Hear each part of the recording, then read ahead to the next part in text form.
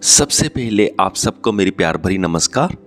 एक बार ओशो जी ने सोक्रेट्स के बारे में एक बहुत ही इंटरेस्टिंग बात बताई। उन्होंने कहा कि जब सोक्रेट्स का कोर्ट में ट्रायल चल रहा था तो तब कोर्ट भी उन्हें मारना नहीं चाहती थी। उन्होंने सोक्रेट्स को दो ऑप्शन दिए। पहला ऑप्शन उन्होंने कहा कि आप ये एथेंस यानी कि वो सारा शहर छोड़ के ही चले जाओ और बाद में आपको वापस आने नहीं दिया जाएगा, पर इससे ये फ़ायदा होगा कि हम आपको मारेंगे नहीं, हम आपको डेथ की पनिशमेंट नहीं देंगे। तो तब सोक्रेट्स कहते हैं कि नहीं नहीं, मैं ये नहीं कर सकता, क्योंकि मैं ये नहीं लोगों को बतलाना चाहता या लोग ये ना समझें कि सोक्रेट्स ने कॉम्प्रोमाइज़ कर लिया था। कहते नहीं, मैं कॉम्प्रोमाइज़ यहाँ पे नहीं कर सकता। फिर कोर्ट कहती है चलो कोई बात नहीं, हम आपको दूसरी ऑप्शन दे देते हैं। वो कहते हैं कि तुम यहीं पे रह लो, कोई बात नहीं, पर बोलना बंद कर दो।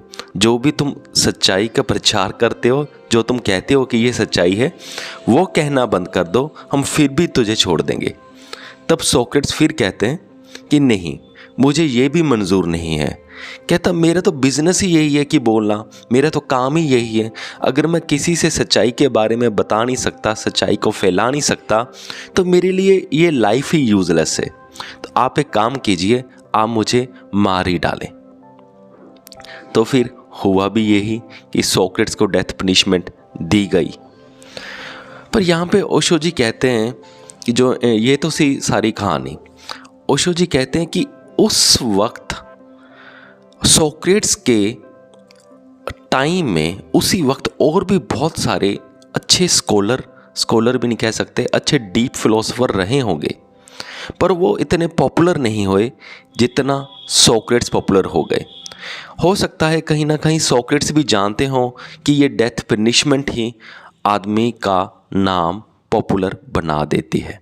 ये पॉसिबिलिटी है।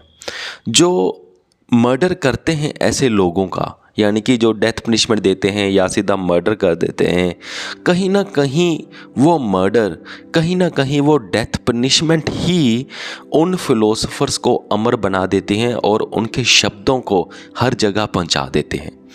तो ये भी पॉसिबल है कि सोक्रेट्स को भी ये पता होगा कि जो ये मेरे साथ करने वाले हैं वो एक्चुअल में मेरी ही मदद करने वाले हैं। ये भी पॉसिबल है।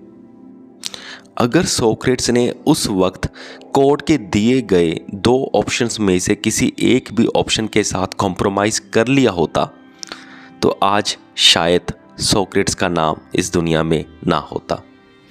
सो मुझे पूरी उम्मीद है कि आप सबको मेरा पॉइंट जो मैं बताना चाहता हूँ वो समझ में आ गया होगा। सो इस वीडियो को यहाँ तक देखने के लिए आपका बहुत बहुत धन्यवाद।